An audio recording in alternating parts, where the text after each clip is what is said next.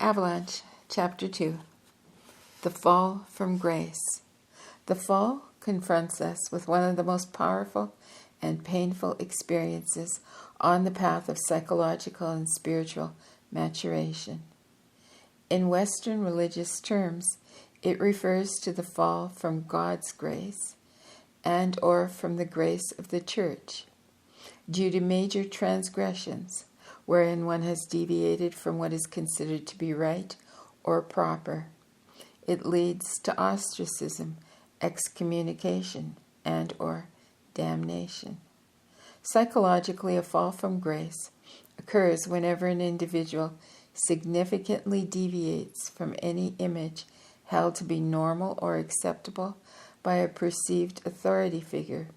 The punishment is one of exclusion from the benefits and protections of the ruling forces, whether of a deity, a ruling mass, or parents. Fundamentally, this involves abandonment and or rejection, two of the strongest forces a family or a society can invoke to maintain equilibrium or the status quo. To appreciate the power of these sanctions, I find it helpful to enter the more primary aspects of my psyche, to feel what such sanctions might mean to an individual who is part of a tribe or clan. Through this experience, I can cause these primitive, instinctual patterns of abandonment and rejection to become more full to me, more real, less conceptual. Another way to engage a richer experience of the fear of abandonment and rejection is to enter the infantile stages of awareness, wherein vulnerability and complete dependency are fully present.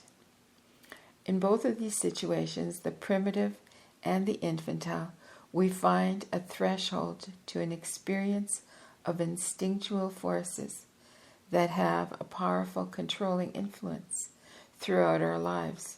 Further, we must realize that whether one is aware of these forces or not, they and their attendant fears and anxieties are always operating psychologically and physiologically.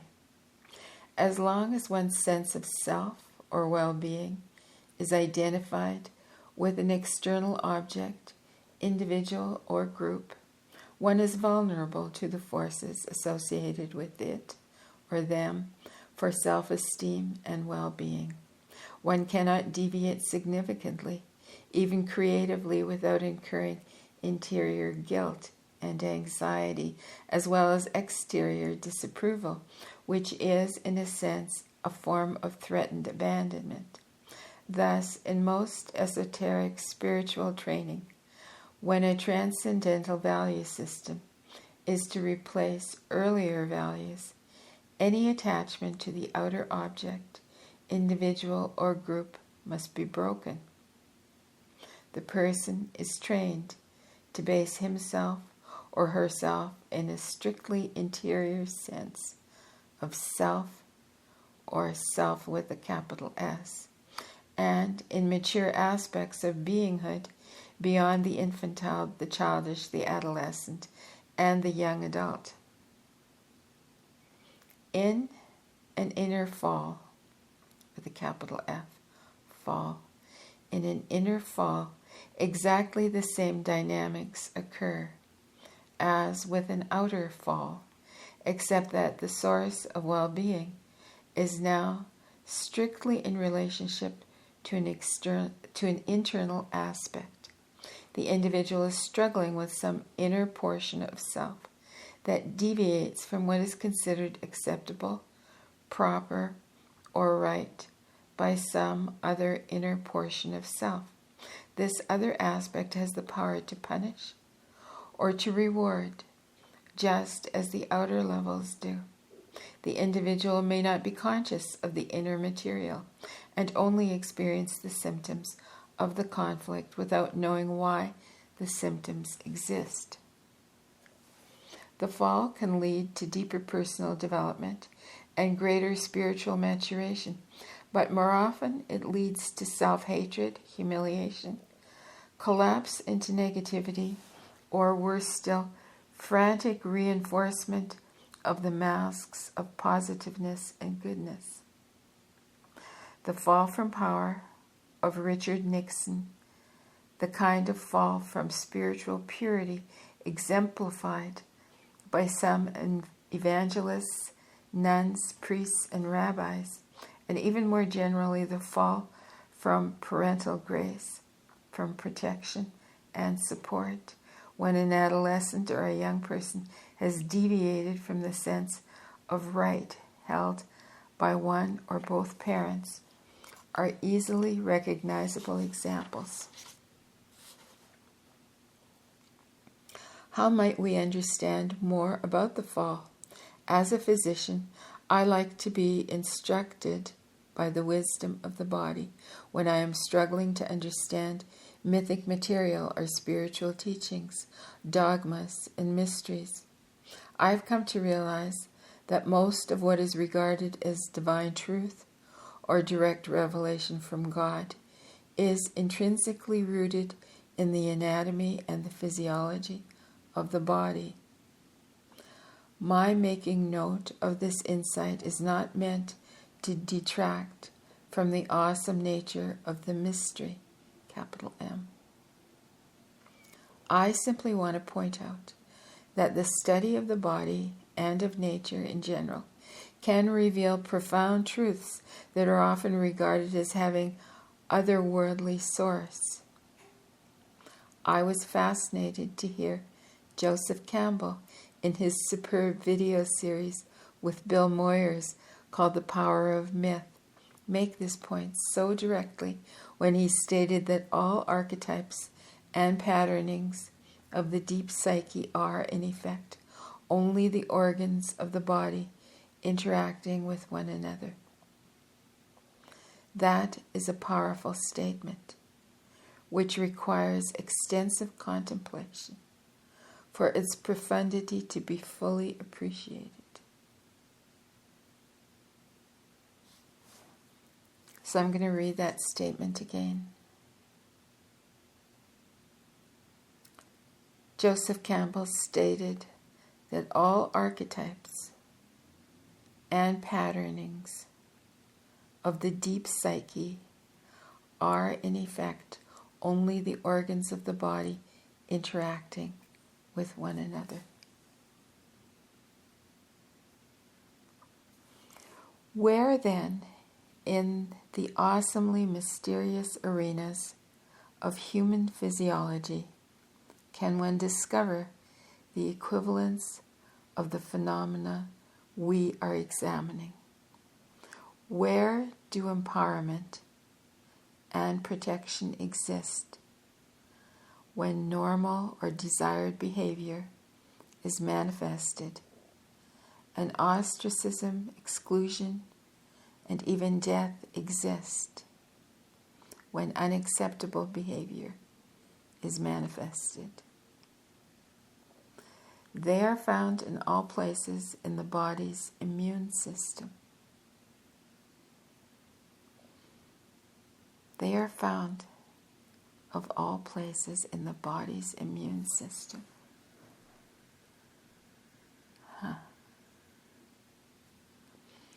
A broad general way of describing the function of the immune system is to say that it maintains and protects the physical sense of self.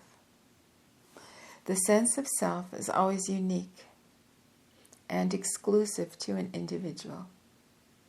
Anything entering the body that is not perceived as self is destroyed, walled off, neutralized, or extruded. The immune system is merciless when it performs this function. It doesn't ask questions or grant compassion or offer forgiveness when another person's life form that may disrupt the integrity of self enters the body. I'm going to read that sentence again. The immune system is merciless when it performs this function. It doesn't ask questions or grant compassion or offer forgiveness when another life form that may disrupt the integrity of self enters the body. It destroys or eliminates the intruder. It may need time to build its defenses or destructive forces, but its intent is clear from the outset: seek out and destroy the perceived enemy. When considering the fact of the body's automatic, ongoing action against invaders, I am struck by the unconscious irony of individuals who profess a belief in the sacredness of all life, with its implicit accompanying sanction against doing harm to any life form. This is especially evident in the actions of those people who use peacock feathers to remove ants from their path, so no living thing will be accidentally killed as they pass, thus to prevent them from incurring guilt or karmic debt. As this is going on, however, there is a daily process of destruction underway in their own bodies, in which bacteria by the hundreds of millions, if not billions, are killed. Even simple acts of common hygiene destroy billions of bacteria living on their body surfaces. And by the way, these hygienic processes, no matter how carefully they may be carried out, leave billions more bacteria still alive and well on the skin. Just because one can't see life forms doesn't make them insignificant, especially if a pathogenic bacterium is around. Bacteria, for example, come from single cells, just as we humans do, and have a basic physiology and biochemistry, just as do most of the cells that make up our own bodies. The mystery, capital M, that must be appreciated from a larger perspective than just one life as opposed to death. And that appreciation must include life forms other than those of which we are conscious. The mystery includes death, as life feeds on life. In the very early stages of fetal development, the immune system has not yet developed. This allows the new product of the sperm and egg, the conceptus or fetus, to come into existence with unique individuality.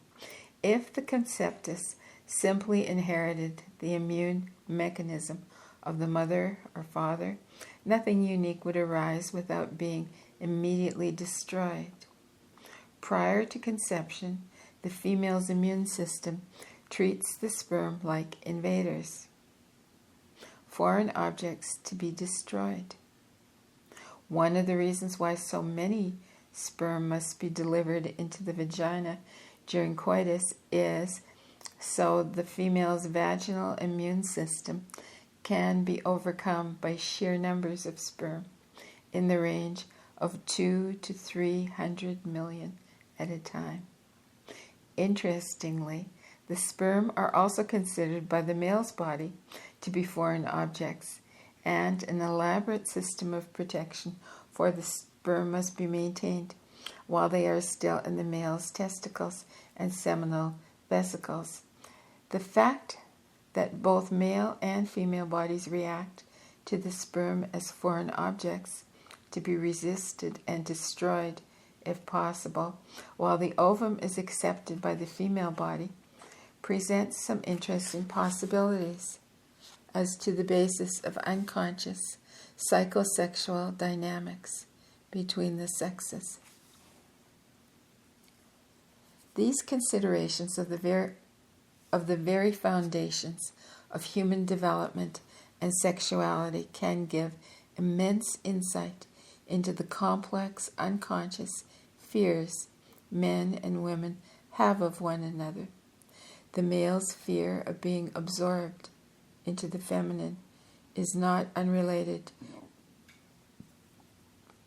to the process in which the sperm penetrates the egg and dies, whereby the male's genetic contribution survives, but the sperm does not.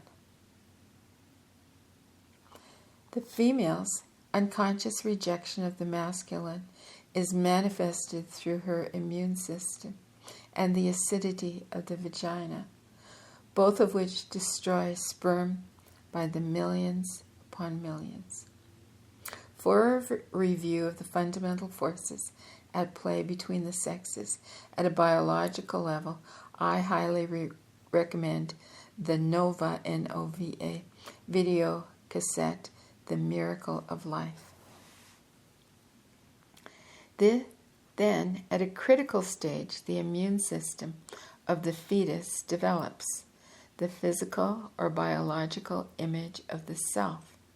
So anything contained within the fetus at that time is appreciated as the physical self and is not rejected. Most foreign tissue or objects placed into the fetus after the immune system has developed are sensed as not self and will either be destroyed or isolated and extruded from the body. The dynamics of self/not self, biologically displayed in the immune system, are so familiar to the psychological dynamics of self/not self that there is good reason to suspect they both may be based in some transcendent pattern or quality innate to matter itself. Thus, just as the body has an immune mechanism, so too does the individual psyche, as do families, clans, villages, towns, cities, brotherhoods, sisterhoods, societies, corporations, religions, and nations. I often warn people who study with me that society will tolerate only so much deviant behavior before it activates its immune mechanism to incarcerate, make over, rehabilitate, burn, kill, extrude, or otherwise eliminate the perceived threat. As long as the mask of relative normality is worn, there is no problem. Woe, however, to the individual or individuals who deviate from the perceived, preferred sense of collective self. This collective sense of self is not consciously organized and determined, either at the individual level or at the collective level. It is based in the individual and the collective unconscious, and therefore lies its vast power. Salman Rushdie, author of the book called The Satanic Verses, learned something about it when he had to go into hiding after the Muslim world reacted violently to his thinly disguised criticism of the Islamic religion. Death squads were sent out, and $2.5 million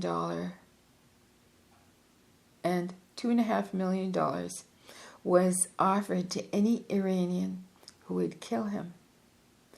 Here was clearly an example of a society's immune system activating. Other societies and other religious groupings whose images were not threatened by his writings activated no collective immune reaction. The principles that underlie the immune system of the body also underlie our legal system, our systems of religion, our written and unwritten laws of socialization, our collective senses of self, and our experiences of discrimination, such as racism, religious intolerance, bigotry, apartheid, sexual discrimination, and, in fact, prejudice in any form.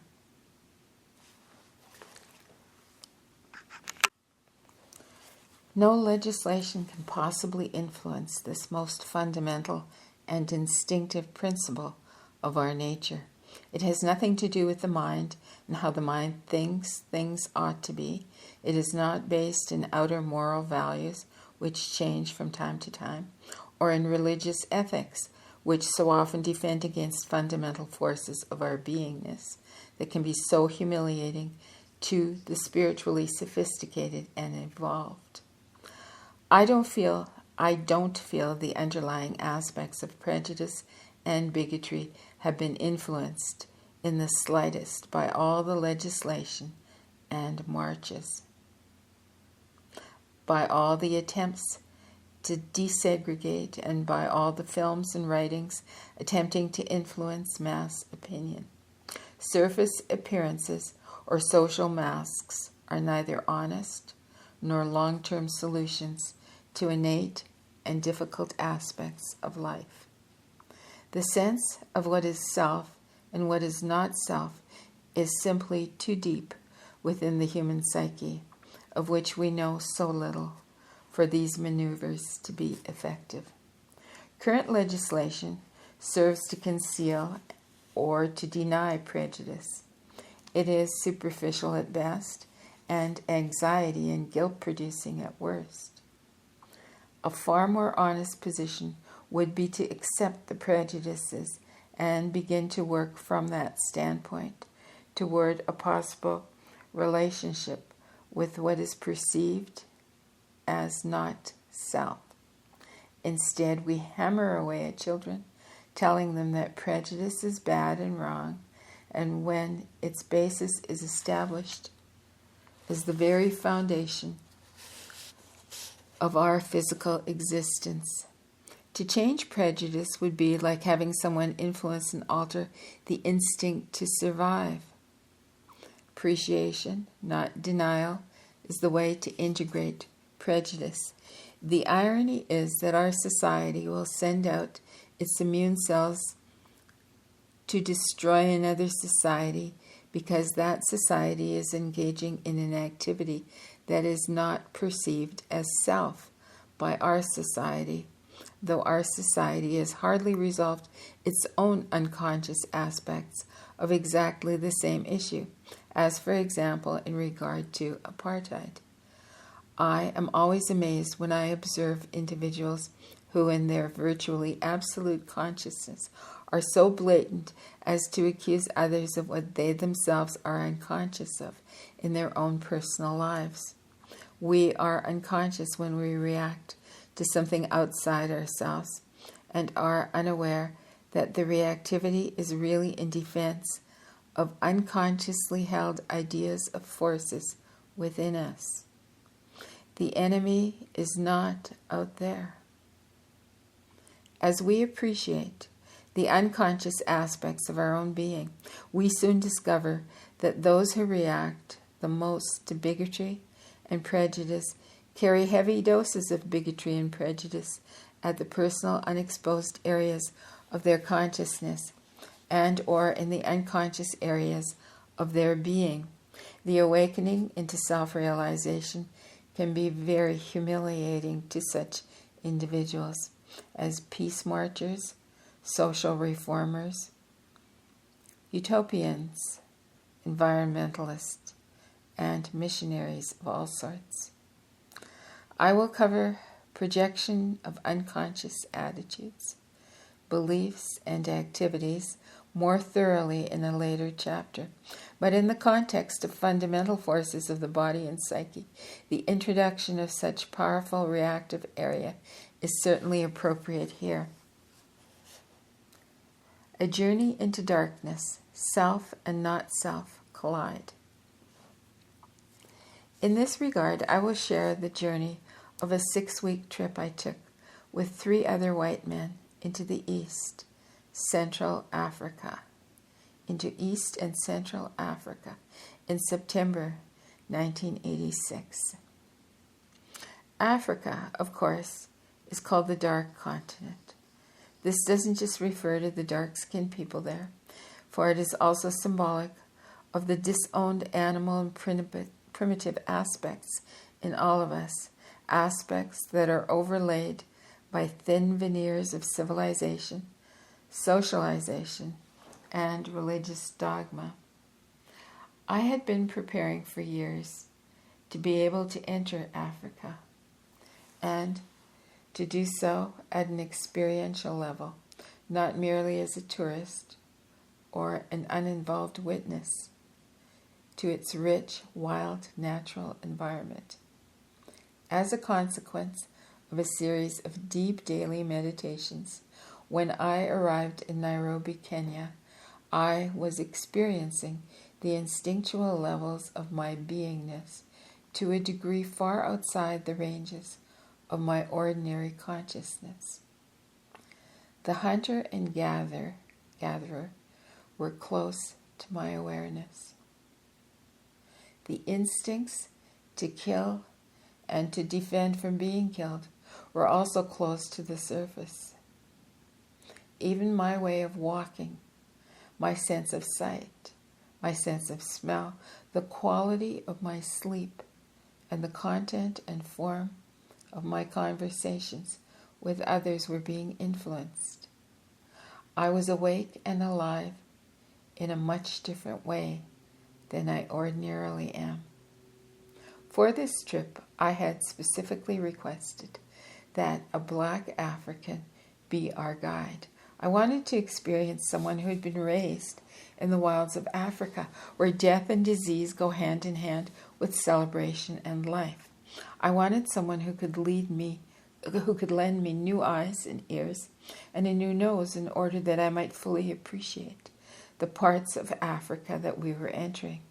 Most important, I wanted someone who is older and wise, respected by his people for his integrity and leadership. Such a guide was Ben Uko. Excuse me. I first saw Ben as he came loping through the lobby of the Norfolk Hotel in Nairobi.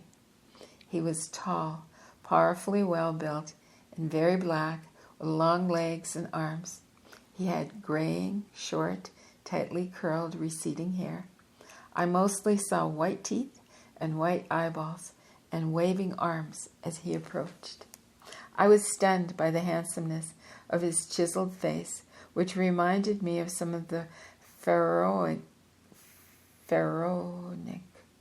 statuary in the Egyptian Museum in Cairo, where faces with large lips and high cheekbones and angular features can be seen today.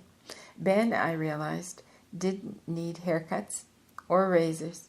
His scalp hair grew no longer than the short, tightly curled hair that he was born with, nor was major beard growth possible for him. Egyptian guides often talk about the ancient Egyptians as having been beardless, as having had little or no natural facial hair, suggesting this as the reason for the false beards worn by the pharaohs.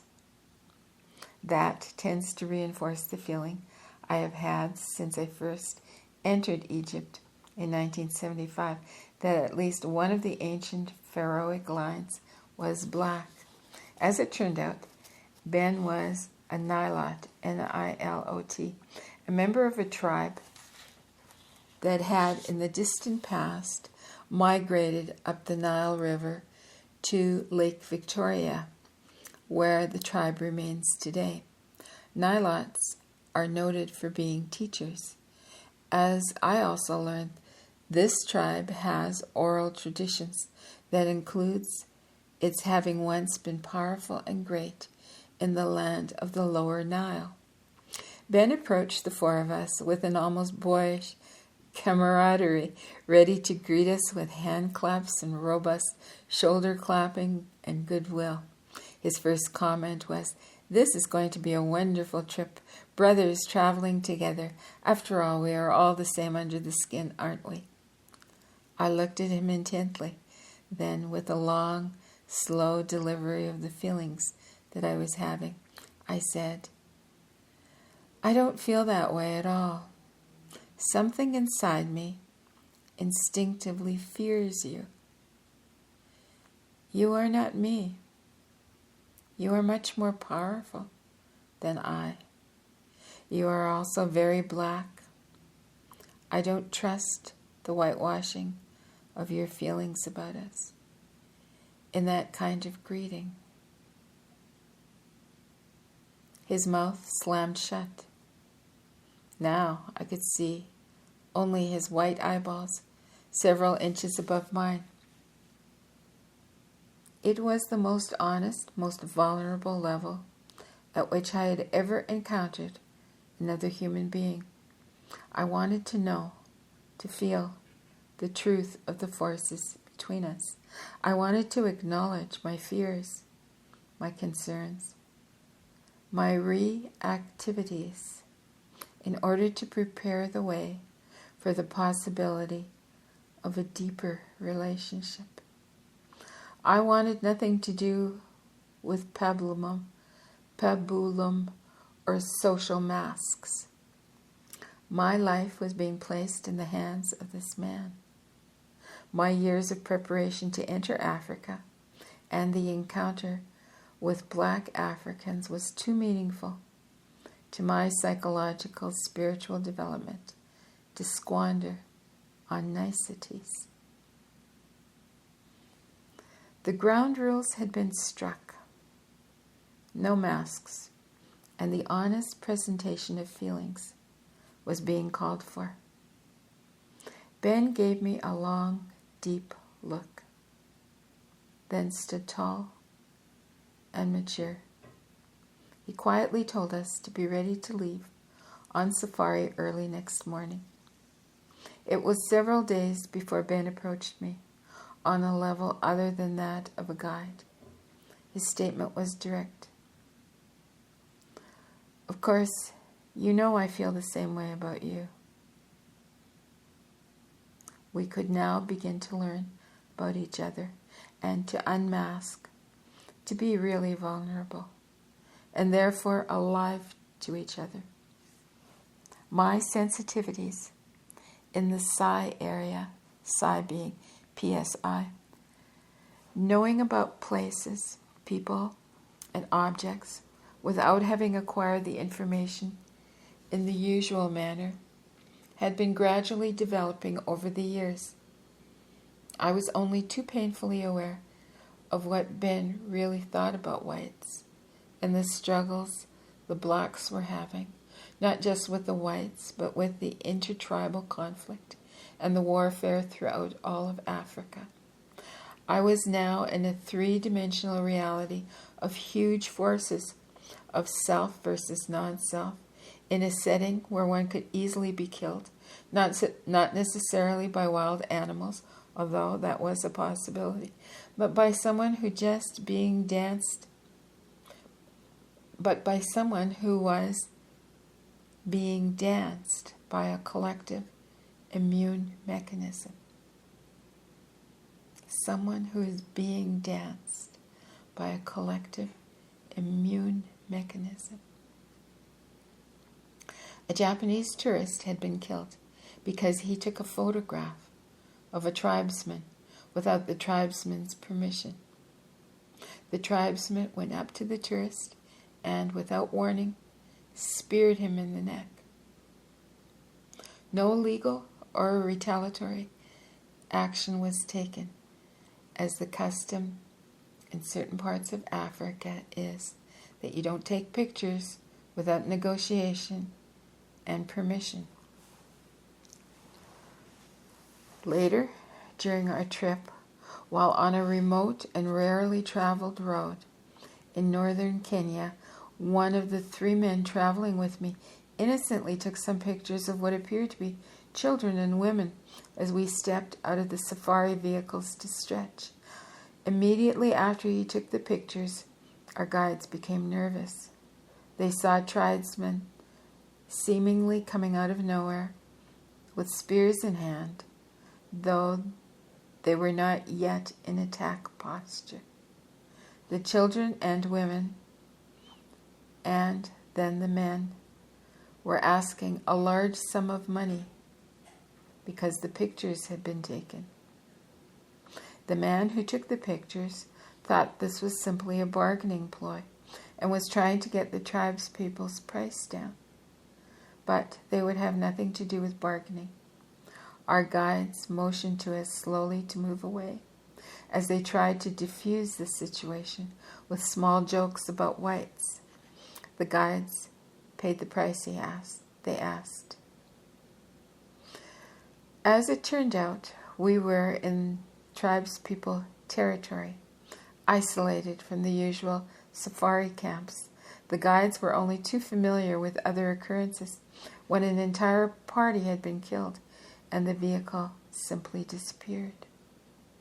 Amazing, isn't it? About self and not self, the immune instincts, and how rapidly the destructive aspects can be activated. Ben was a master teacher when it came to spotting and locating game. His eyes were seeing what mine could not yet see. His ears were hearing what mine could not yet hear. It was astonishing to be around someone with such heightened sensory abilities, because I was trained as a physician. My sense of sight, sound, smell, and touch are more highly developed than those of most people. Yet here was a being who had taken these senses to levels far beyond mine. It was exciting to be initiated again. As I got to know Ben better, he revealed the name used by his people in referring, in a derogatory manner, to whites. We were called Mazugus, a word I never saw spelled, and which I render into English here in its phonetic form, Mazugus. And he spelled it Mazoogous. It is akin to the word nigger when a non-black speaks derogatorily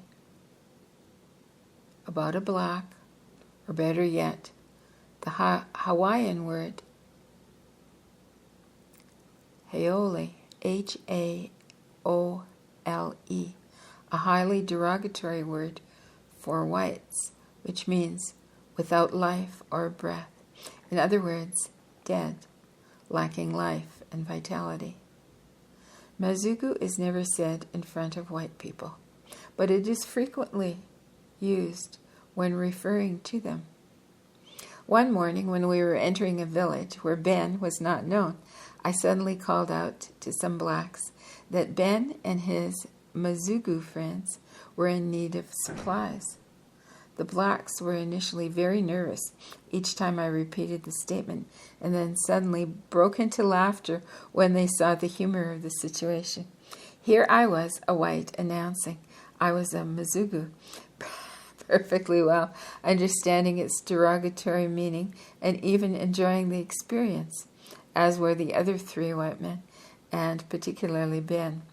In this moment of our not resisting or masking, but joining with what ordinarily would have been a call to crisis, masks cracked, and new possibilities of relationship and experience became possible. The richness and depth of our encounters with Ben developed over the 6 weeks of our intimacy and travel together. We shared with each other our nighttime dreams, our visions and fantasies, our sensitivities, our vulnerabilities, our weaknesses, as well as our strengths and our humor. Finally, at the age of 47, in relating to a person who was viewed by my unconscious and the instinctual forces in me as not self, I felt I was getting below the surface appearances and the surface interactions that most day-to-day relationships involve. The process is by no means complete, but I am very excited to begin living life and experiencing relationships more directly and more vulnerably, despite the uncomfortable and sometimes painful moments that such honesty can generate.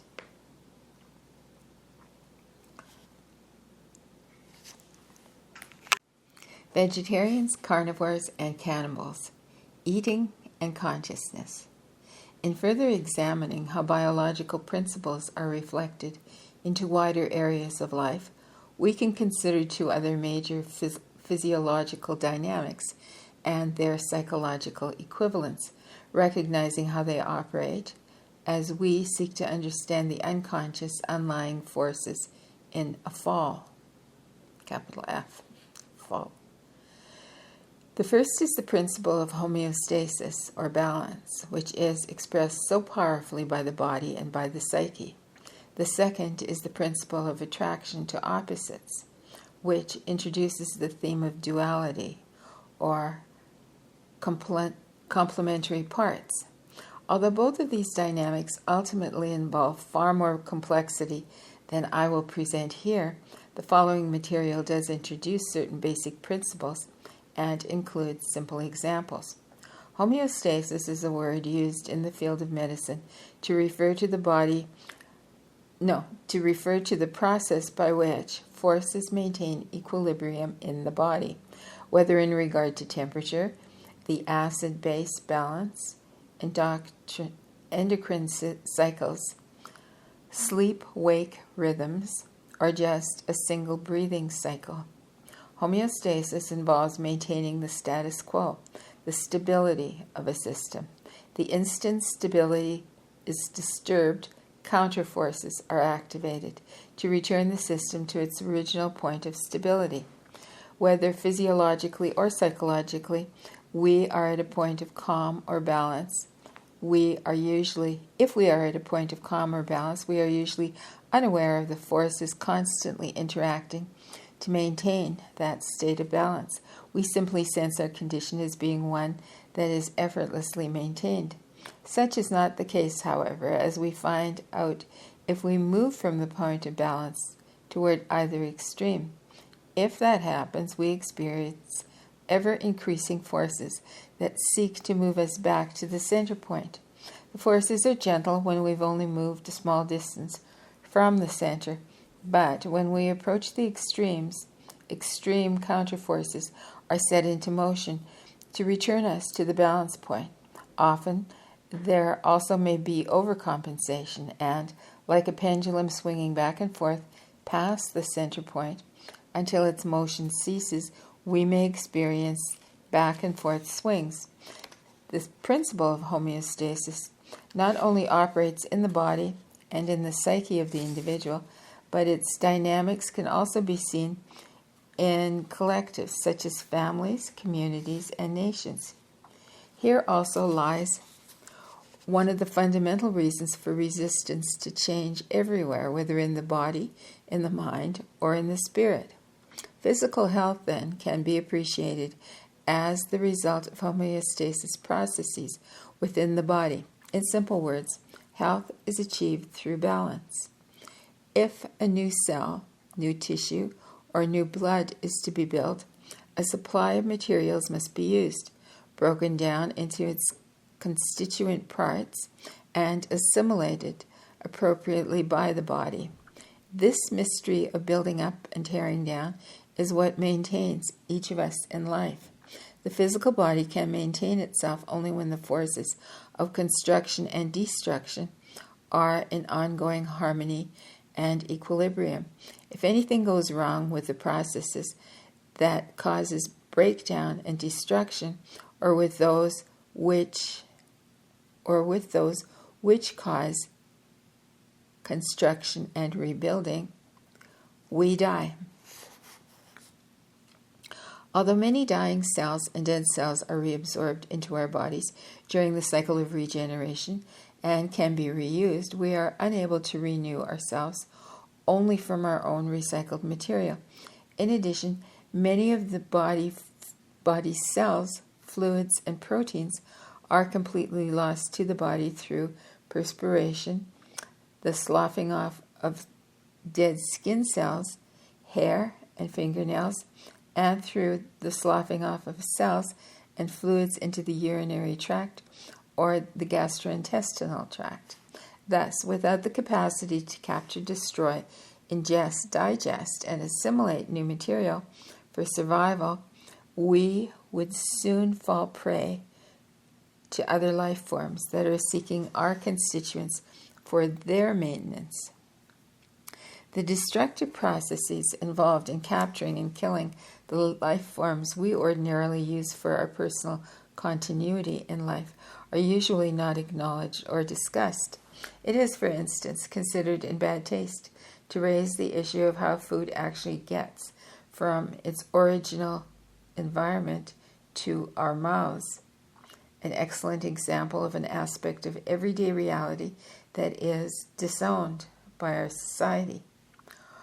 Also, just because something is a plant rather than an animal doesn't minimize the awesome responsibility that is involved in our consuming parts of it, or the entirety of it, for it is still another life form.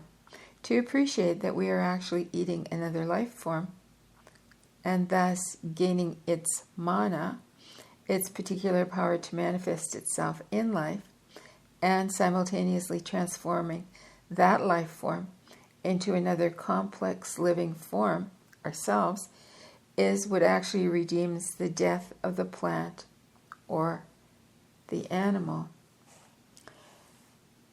In the transubstantiation of bread and wine into the body and blood of Christ, objects are miraculously transformed into a living psycho-spiritual presence of Christ.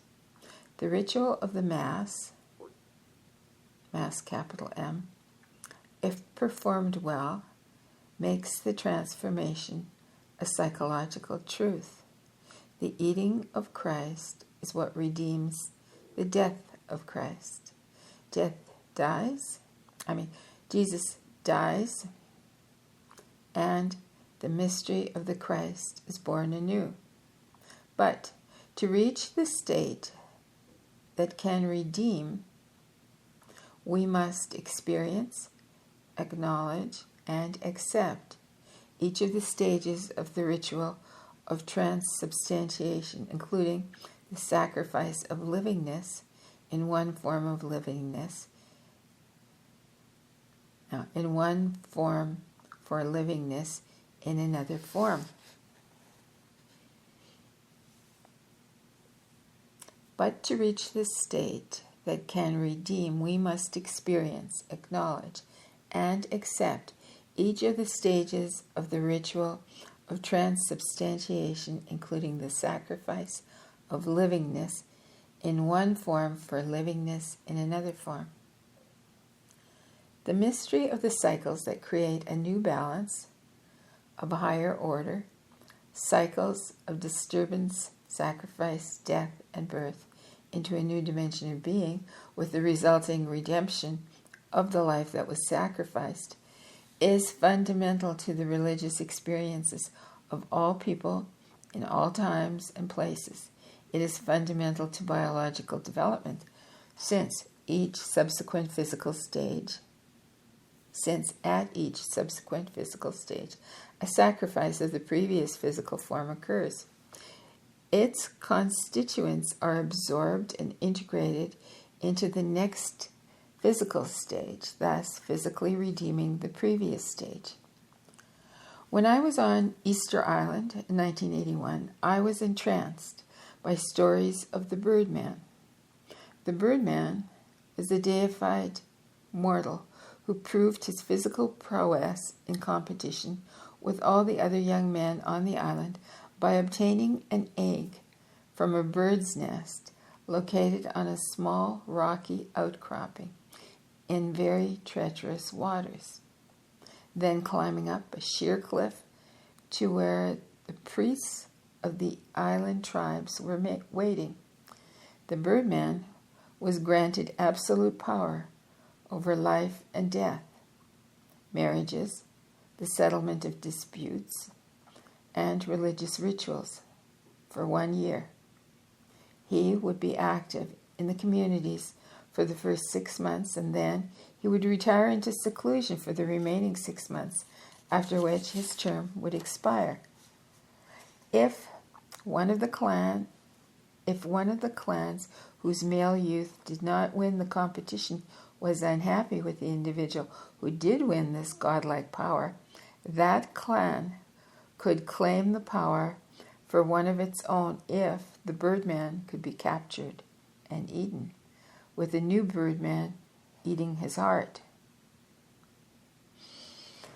Here the mana, the power, was regarded as actually being in the Birdman, not in the priest, nor in some intellectual concept or abstraction. The Birdman was a physical and spiritual incarnation of the deified presence. One could experience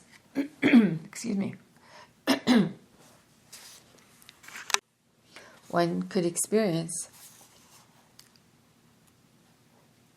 a partial encounter with the presence by being around the Birdman or by coming into contact with his garments, utensils, or other personal effects.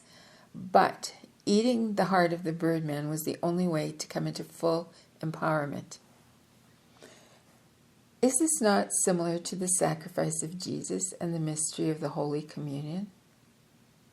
In this most sacred ritual, the capacity to actually induct the state of consciousness that brings the priest and the members of the church into the psycho-spiritual experience of the living Christ is contingent on two main factors.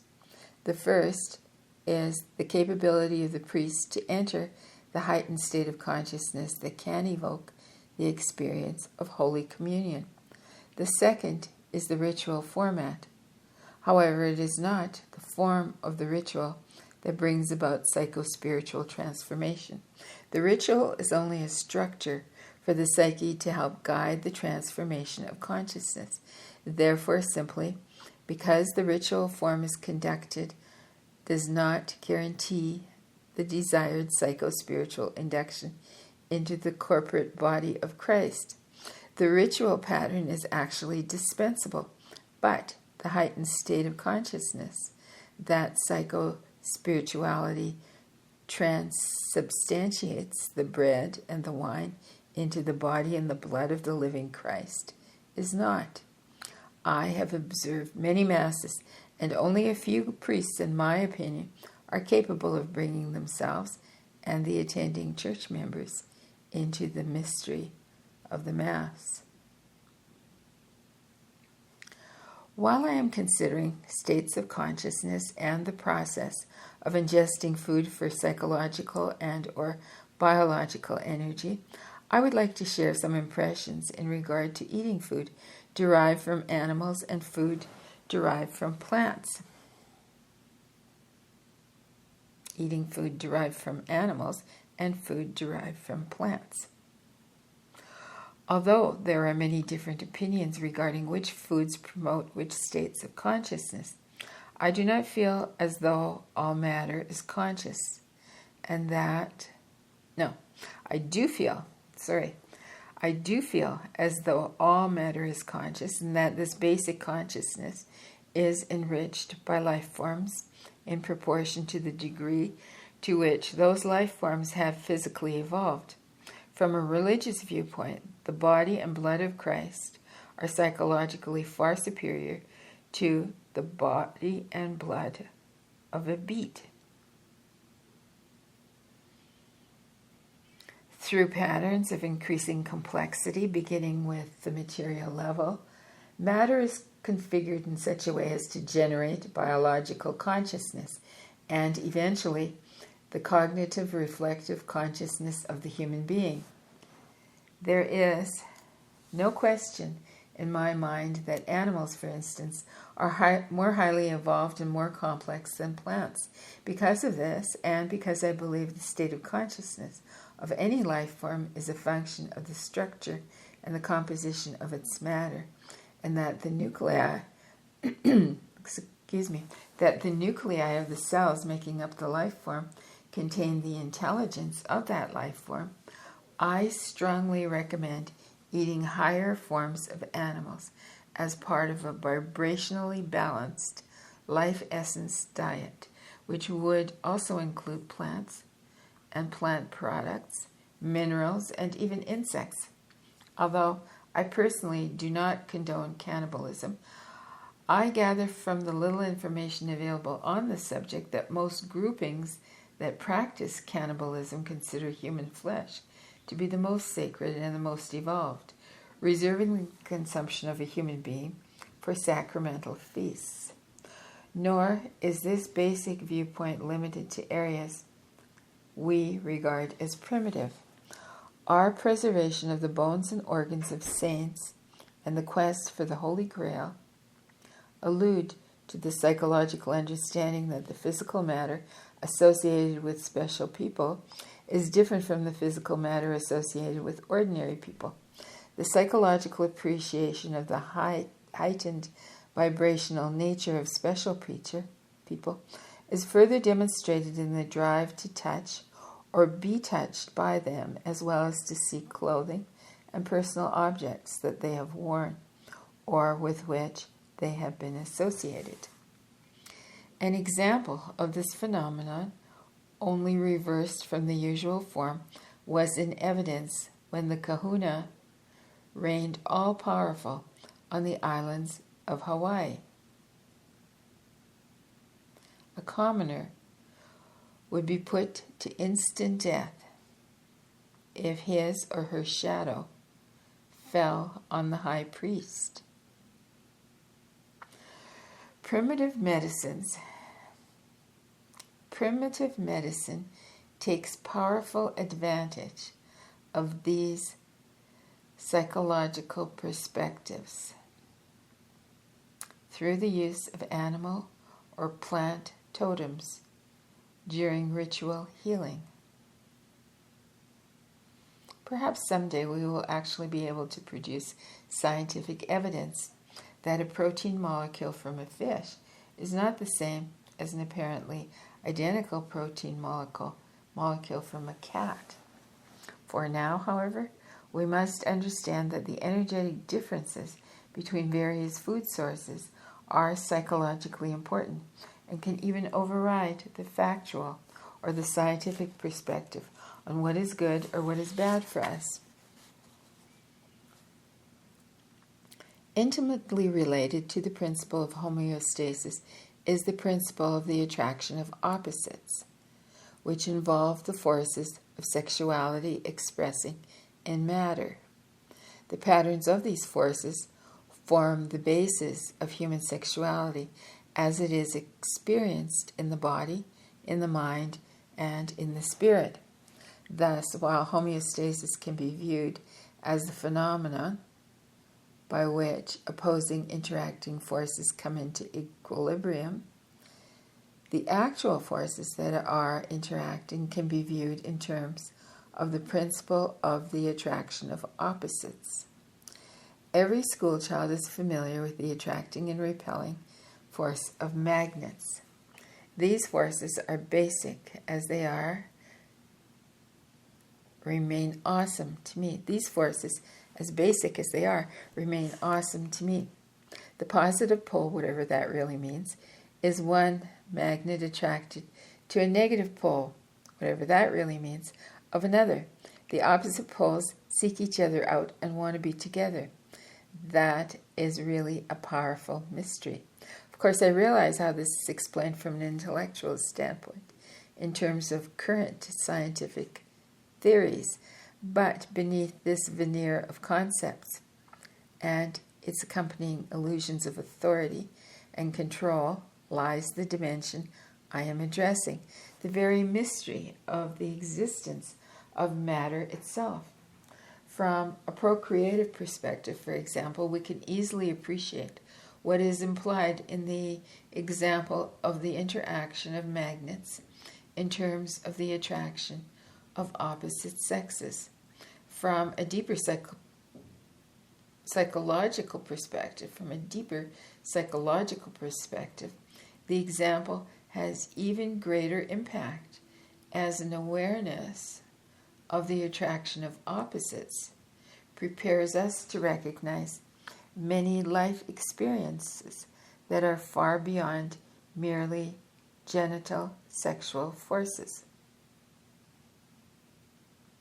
For instance, such is the nature of basic psychodynamics that all of male's female aspects are usually held in his unconscious.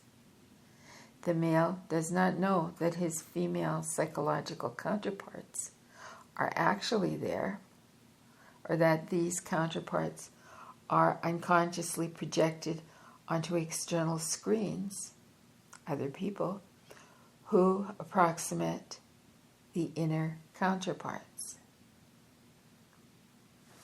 He only realizes that he falls in love with or is attracted to particular women, or that he does not like or is repelled by other women. In actuality, the outer females, whether liked or unliked, are only substitutes for those interior females that the male is unconsciously seeking or rejecting. Women experience the same psychodynamics, except that the aspects held in the unconscious are masculine, and they are likewise projected out onto individuals who approximate the interiorly held images or patterns. And therein lies one of the great difficulties in human relationships. Neither partner is actually fully satisfying the primary forces of attraction in the other, for the outer partner is actually a substitute for an unconsciously sought interior relationship. In the mystical traditions, however, the attraction of the masculine to the feminine and of the feminine to the masculine does occur as a primary internal experience, which eventually, in the Hermetic marriage, paves the way for the androgyne, the androgynous states of consciousness. My experience indicates that the androgyne, a blended and sexually neutralized aspect of the self, is the first state of consciousness from which most awakening individuals can begin to express unconditional love, that transpersonal form of impersonal love that relates all things together, the glue of the universe, as Eunice Hurt, the teacher who ignited my spiritual unfoldment in my early 30s, used to say. The glue of the universe. Unconditional love, as a concept, seems fairly easy to grasp, but turns out to be one of the more difficult transitions to achieve, as it means leaving the identification with any personal sense of self and identifying with an impersonal, non-dual state of consciousness. The experience of unconditional love involves a huge stretch for most people, a giant leap in consciousness. Yet, it is essential for anyone approaching the more expanded and mature levels of beingness. The androgyne, as one of many non-dual pattern levels of consciousness that can operate in either space-time or non-space, non-time, is eminently capable of expressing unconditional love and entering into selfless service to humanity as a whole. I was first made aware of the multiplicity of masculine and feminine parts and the androgyne through the work of Bella Karish, Karish, and her spiritual partner, Wayne Guthrie, who had the Fellowship of Universal Guidance, which they founded over 25 years ago, and which is now located in Glendale, California.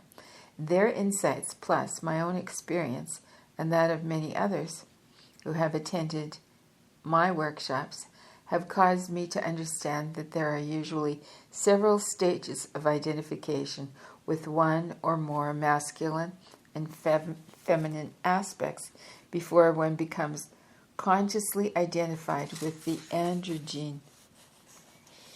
First comes the basic recognition of the pairs of sexual opposites existing in one's own unconscious, followed by an awareness that various unconscious relationships can exist among them. These include relationships in which opposites don't get along with each other, and those in which opposites are totally supportive of each other.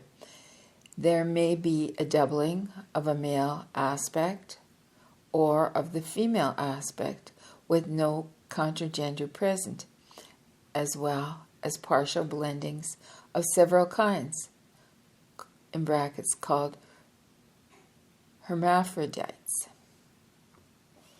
or the full blended form, the androgyne. As we can see, even from this brief overview, matters of psychological gender and psychosexual relationship in the human being are complex and can only very, very rarely be perceived in terms of a single gender aspect of the self.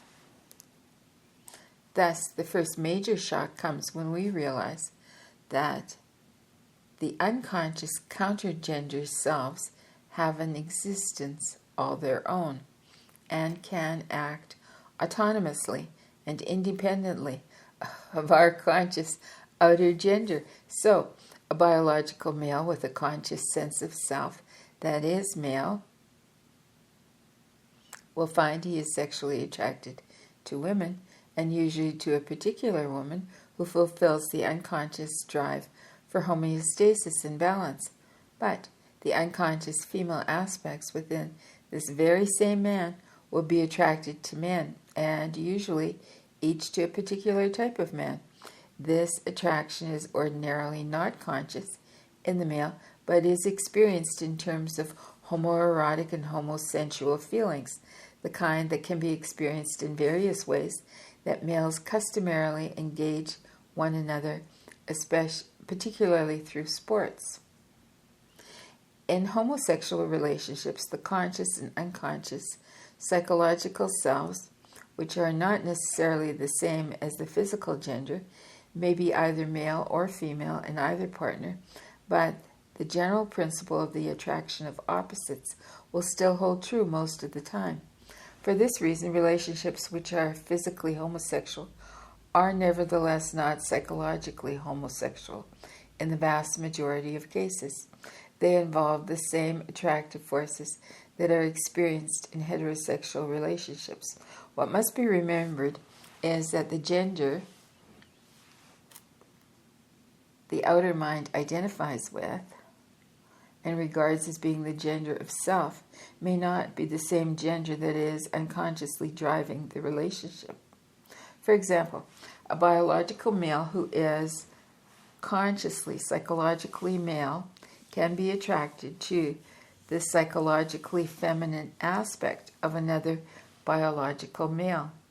A most remarkable situation occurs in relationships between individuals of the same sex when both of them have consciously identified with their own opposite psychological gender, and each is therefore attracted to their same physical gender in their partner. In other words, in the case of two men, both have identified with their physical psychological aspect, and each is attracted to the masculine physical aspect of the other. There can be a very complex relationship in which the biological gender, the conscious psychological gender, and the gender of the unconscious psychological self that is most active in the attraction are all the same in both partners. In a situation like this, I believe that the principle of the attraction of opposites is still active, but it has now been converted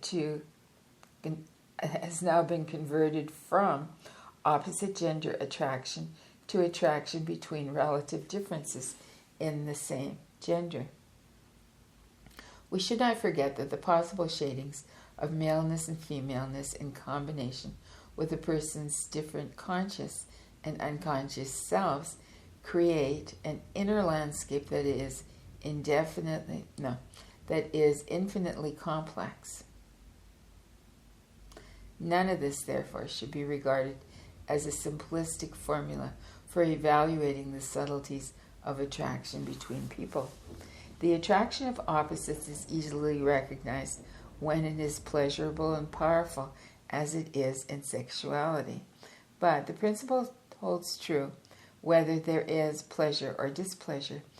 The independent, powerful individual is unconsciously attracted to the dependent individual. The saint is attracted to the sinner. The great good is attracted to the great evil. Peace is attracted to war, and life is attracted to death. Of course, the contrary is also true in each case. The list of opposites is as long as the number of polarities that one can think of. The real mystery is the attraction of opposites. However, the real mystery in the attraction of opposites, however, lies in the dynamics between non-duality and duality, and not in the subjective attitudes one may hold about any particular pair of opposites. And the next section is entitled The Dance of Wholeness, Duality and Non-Duality. Whatever causes time and space to exist calls duality into existence, while non-time and non-space manifest non-duality or unity. From this perspective, duality and non-duality are themselves polarities, and they function like polarities. They attract each other and they generate each other. Therein lies a profound realization. There is no special preference of the deep psyche for either dual or non-dual aspects. Both are necessary for wholeness.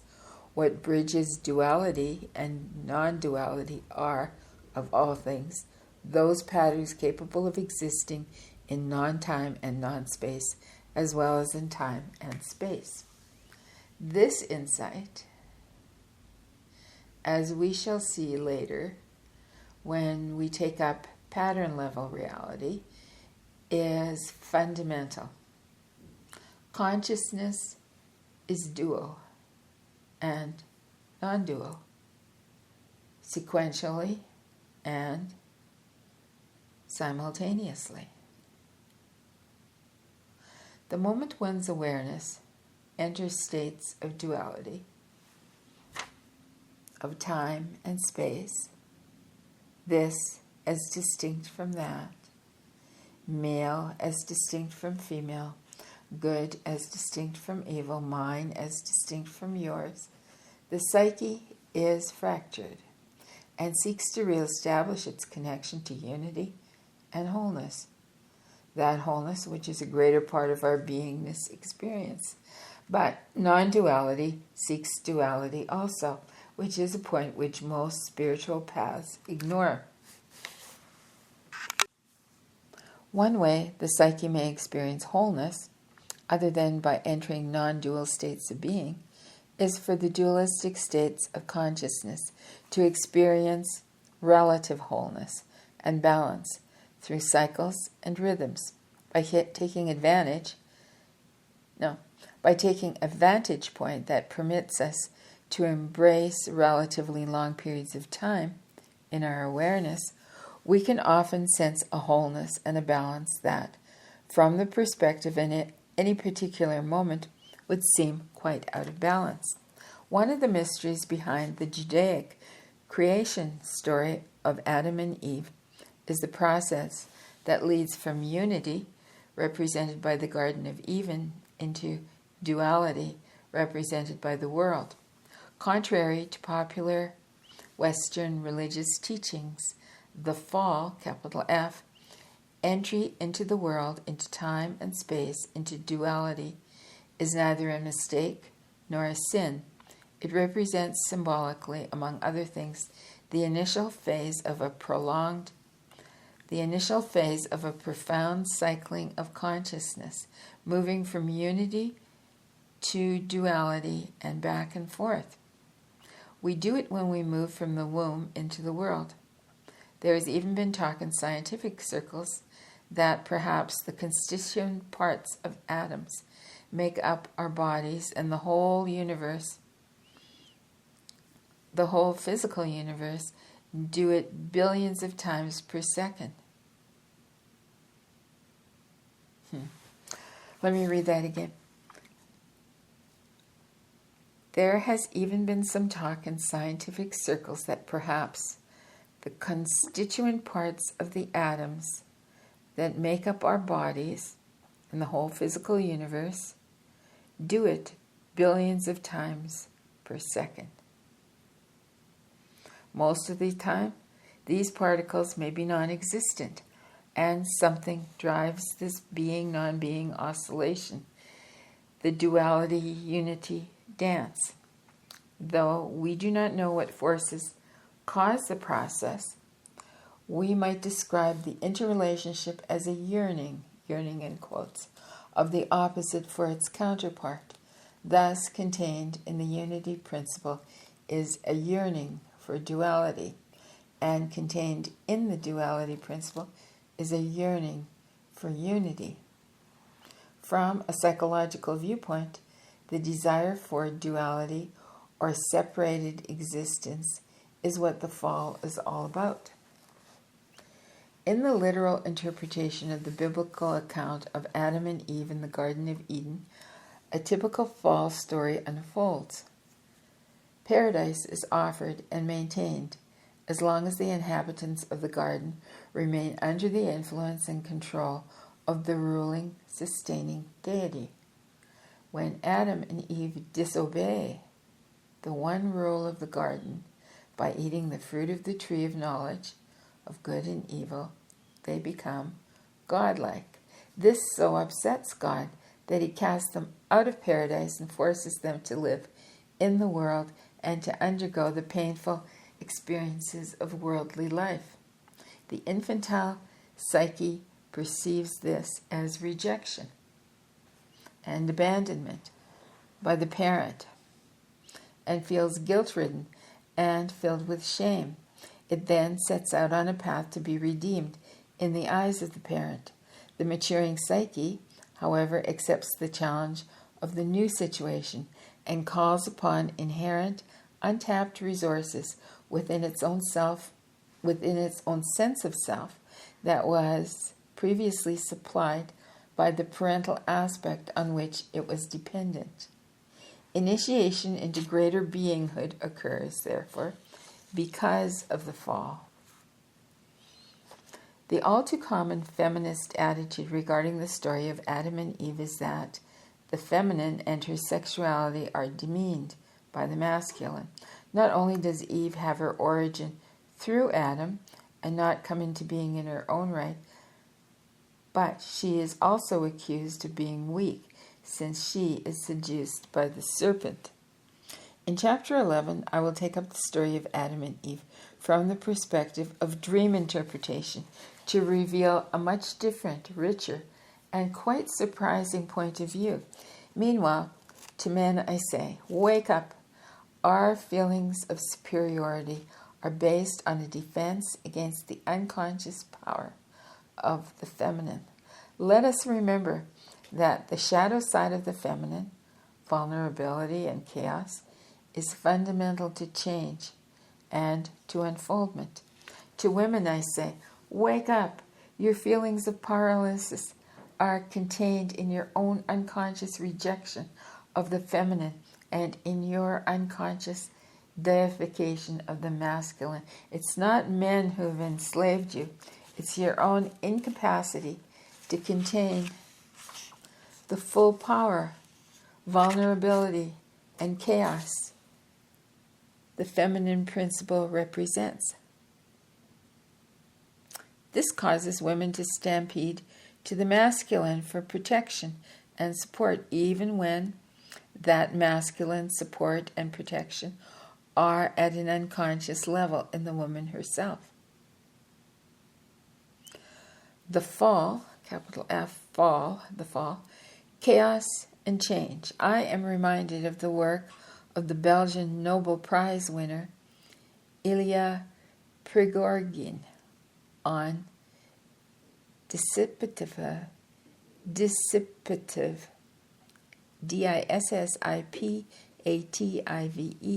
structures which shows that when any organized system collapses, and this can be a physical system in matter or in terms of extension of his work, a psychological system, a social system, etc., it will recognize into a new, it will reorganize into a new and more complex form. When any organized system collapses, it will reorganize into a new and more complex form.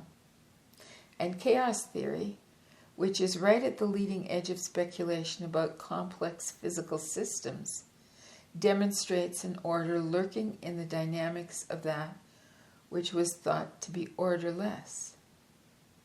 Chaos and the principles of destruction and collapse are somehow integral to new and greater potentials, whether they be psychological, social, spiritual, or cosmic.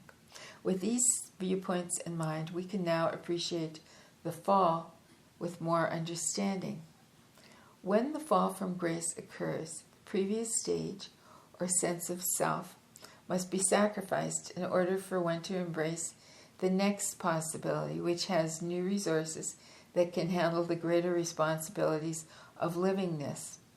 But if one is totally dependent on the external for a sense of well-being, or has established no inner center that can allow the death of less mature aspects that are still dependent on parental values, the sacrifice cannot be made, and one returns to the garden repentant, the initiation aborted.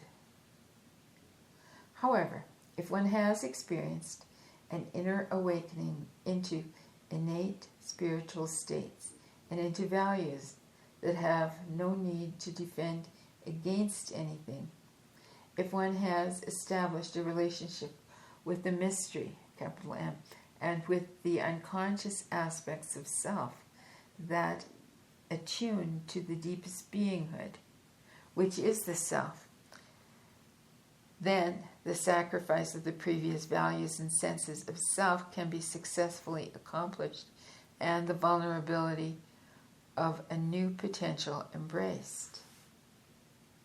We can pass through a fall unconsciously or consciously, with immaturity or with maturity.